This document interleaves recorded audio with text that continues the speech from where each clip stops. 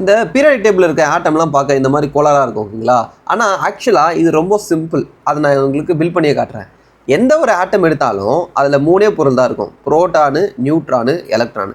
இந்த 3த்தையும் நம்ம ஆர்பிட்டல் அப்படின்ற ஒன்றில் எப்படி அடுக்கிறோமோ அதை பொறுத்து இந்த ஆட்டம்ஸ் வந்து டிசைட் ஆகுது. ஃபார் எக்ஸாம்பிள், இப்போ நீங்கள் ஹைட்ரஜன் எடுத்துக்கோங்களேன். ஹைட்ரஜன் தான் ஆட்டம் நம்பர் 1 ஓகேங்களா.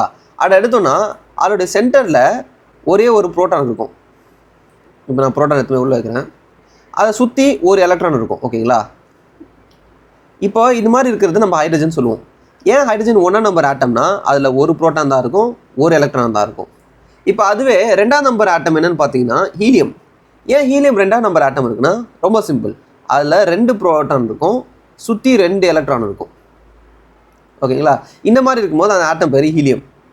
பட் இதில் ஒரு சின்ன ப்ராப்ளம் இருக்குது. இப்போ இந்த சென்ட்ரல் நீங்கள் பார்த்தீங்கன்னா புரோட்டான் 2 புரோட்டான் இருக்குது பார்த்தீங்களா. 2 புரோட்டானும் பாசிட்டிவ் ஓகேங்களா.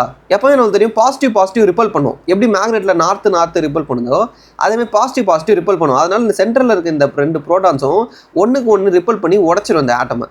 அது நடக்காமல் இருக்கிறதுக்காக இயற்கையாக வந்து இன்னொரு எலமெண்ட்டை இன்ட்ரடியூஸ் பண்ணாங்க. அது பேர் தான் நியூட்ரான். ஸோ பேசிக்காக இந்த இடத்துல நம்ம 2 நியூட்ரானை வைக்கணும். இந்த 2 நியூட்ரான் என்ன பண்ணணும்னா 2 புரோட்டான்ஸையும் வந்து ஒன்றா பிடிச்சி வச்சுக்கும். ஸோ அதனால தான் இந்த நியூட்ரான்ஸ் இருக்குது. இப்போ நம்ம கன்டினியூ பண்ணுவோம்.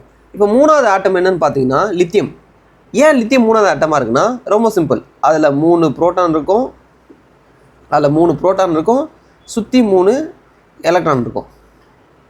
இது மாதிரி இருக்கும்போது அது லித்தியம். இதே மாதிரி தான் பீரியாடிக் டேபிள் இருக்க 118 ஆட்டமே டிசைன் பண்ணியிருக்காங்க. இப்போ இந்த 118 ஆட்டம் என்ன பார்த்தீங்கன்னா ஆக்சினியம். ஆக்சினியம் ஏன் 118ஆவது இருக்குது? இந்த எக்ஸாம்பிள் வச்சு நீங்களே சொல்லலாம்.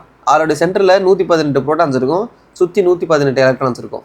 அதுதாங்க இந்த பீரியாடிக் டேபிள். சேனலில் இன்னும் டீட்டெயிலான வீடியோஸ்லாம் அடுத்தடுத்து வரும். ஸோ அதுக்காக சேனலில் சப்ஸ்கிரைப் பண்ணுங்கள். தேங்க்யூ.